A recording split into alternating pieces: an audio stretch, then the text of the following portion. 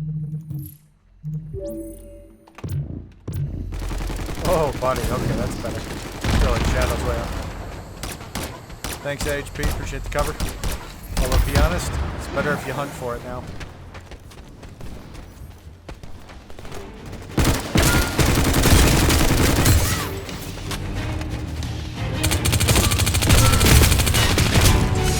Bunch coming to the tower from the backside. I'm in a lot of trouble. You guys kill them before they kill me.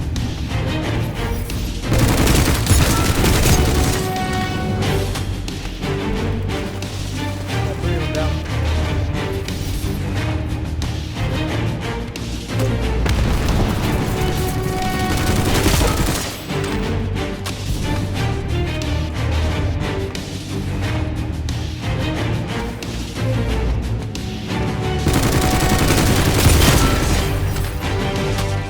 Oh, buddy.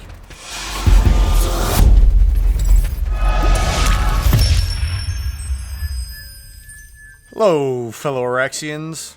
Hey, so I just wanted to give you a few updates on the happenings in Rogue Planet Studios.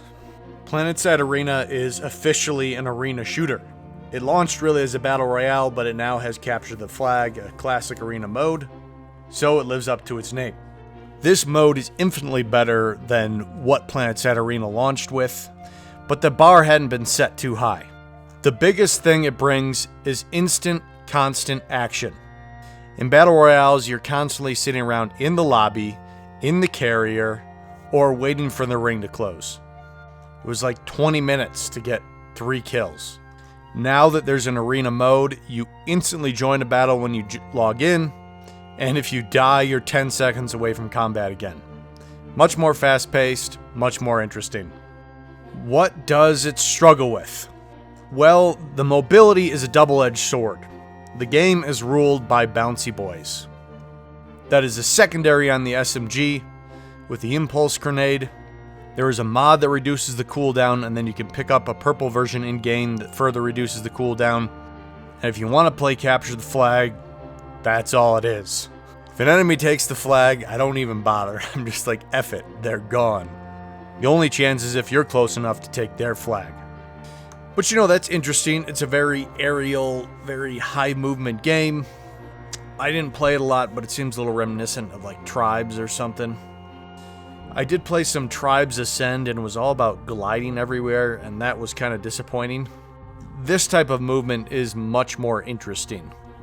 So I'll definitely give it props there. You never feel like you're stuck just walking around the map, and that's kind of nice. I will say it doesn't feel like there's a lot of teamwork running the flags. Like the flag carrier, it's all just about, does he know how to bounce across the map? As long as he does, that's good. And then you just got to depend on your friendlies to actually get over there, find the other flag holder before they find you. But early access, super rush mode, trying to build out the game, it's a really good start. It's a really good next step in development for sure. It certainly does feel unpolished though. Here is me literally trying to fight Invisible Dude. I was thinking in my head like, oh crap, I forget where the character model is in relation to the weapon. Which side of the weapon is he on? Flags can get bugged out where you can no longer interact with them. I honestly think that that's just the hidden team deathmatch mode, because then it's just an endless battle and no one can capture flags, and it goes on and on until everyone's gone. And don't worry, if you aren't seeing Planetside 2's friendly neighborhood hacker there, he is over here in Planetside Arena. Enemy has stolen our flag. Our flag has captured our flag. Enemy has stolen our flag. Our flag. They'll show up in game, instantly cap all the flags, and GG.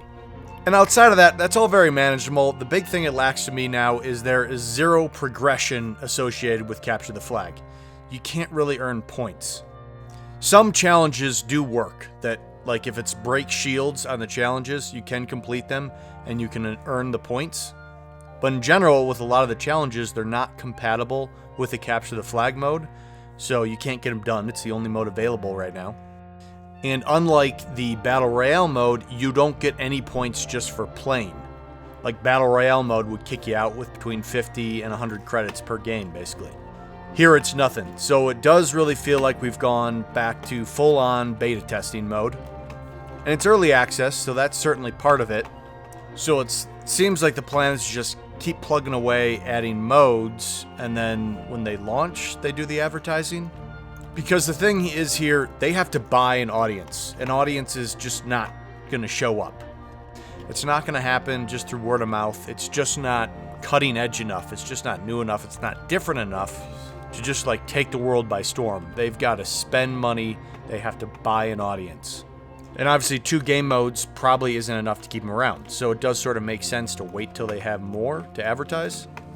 At the same time, how long are they going to keep dumping resources into this when it's still a really big unknown that would maintain an audience at all, even if they spent the money on advertising? So that's going to be the big thing I'm eyeballing. They have a stream coming up on the 20th, and it's going to see, are they changing the roadmap for Planetside Arena? If they are saying, hey, this roadmap's no good, we're changing direction, we're going to work on Planetside 2, I was like, okay, that's fine.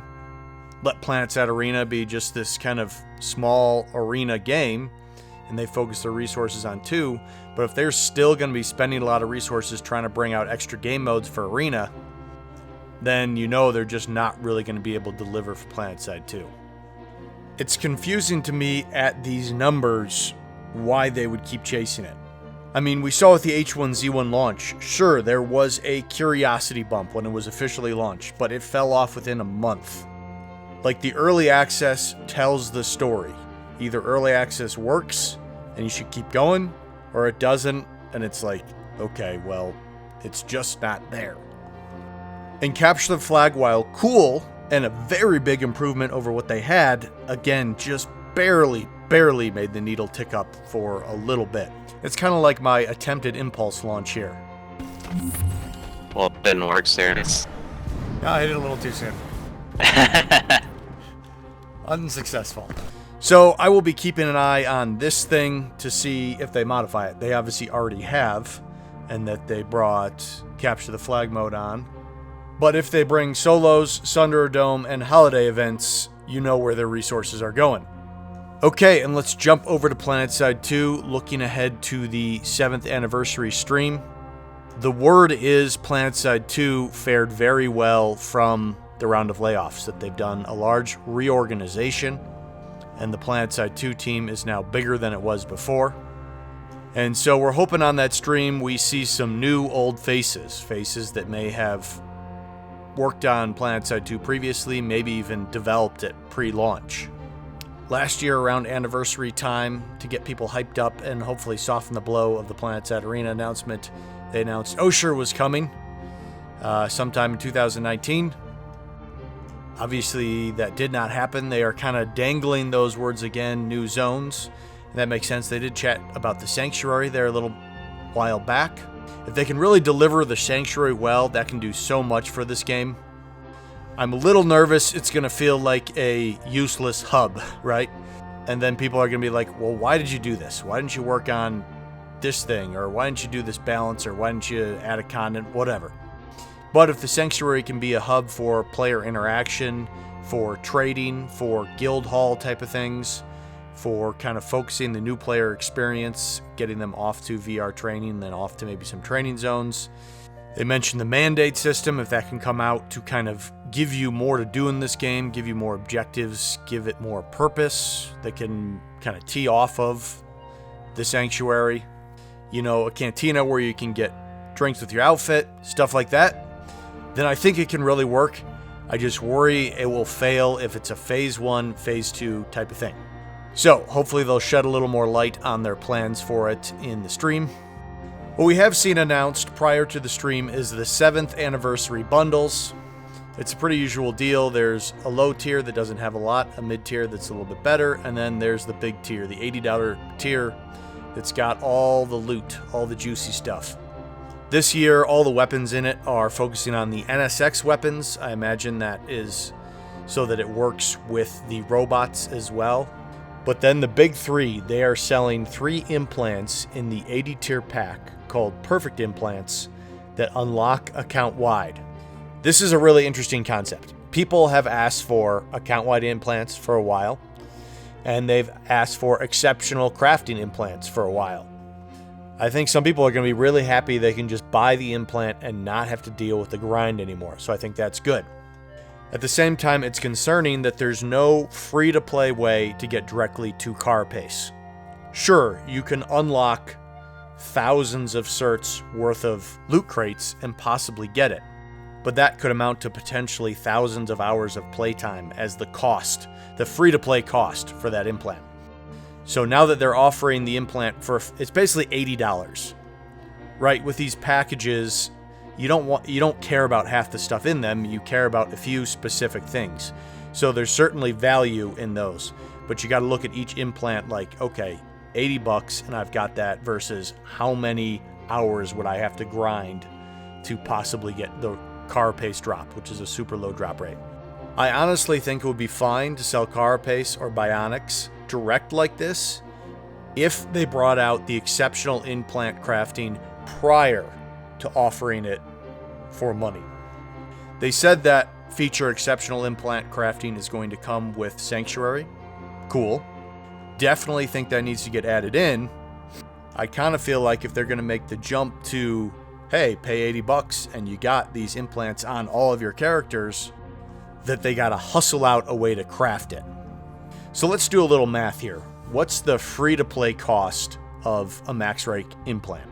That's when I would really call them complete.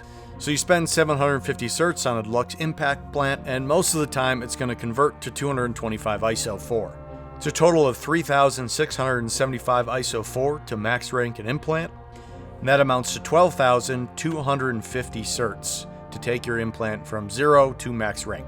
Now, along the way, you will receive ISO rewards from alerts, so I would bet in that playtime you probably only need to grind about 10,000 of those certs, and the remaining ISO you'll get from alerts. But right off the top of my head, I would say just go ahead, and it's great that I think they want, with Sanctuary, they want to do a more complex crafting system, something a little more interesting.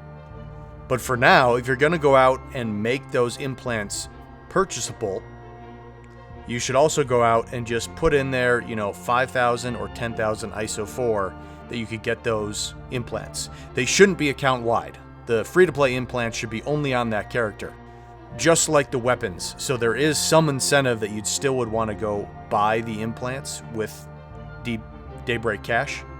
If the only reasonable way you can get a hold of them is by paying, then it's going to feel not very fair. Going back to our math equation, it's 12,250 certs. You can also unlock those deluxe implant packs for $4.99 Daybreak Cash.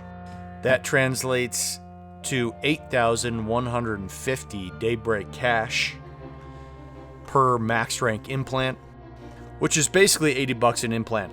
What I'm getting at here is if they're going to allow selling account-wide implants in a bundle, and if they made the move to offer them free-to-play through crafting, I think at the same time they might as well just allow you to purchase every deluxe implant for some amount. And I would assume the deluxe implants should be more than the regular implants, so selling them for $100 each seems a little bit extreme.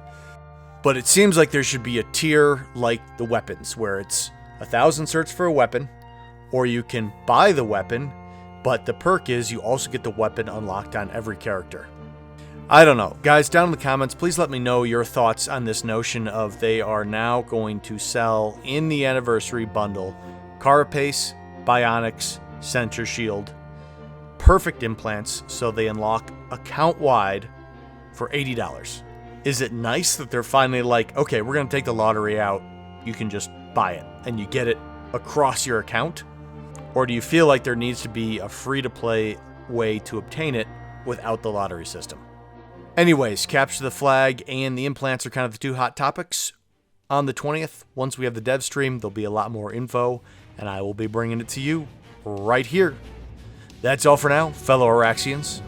Thanks for watching, and until next time, I will see you planetside.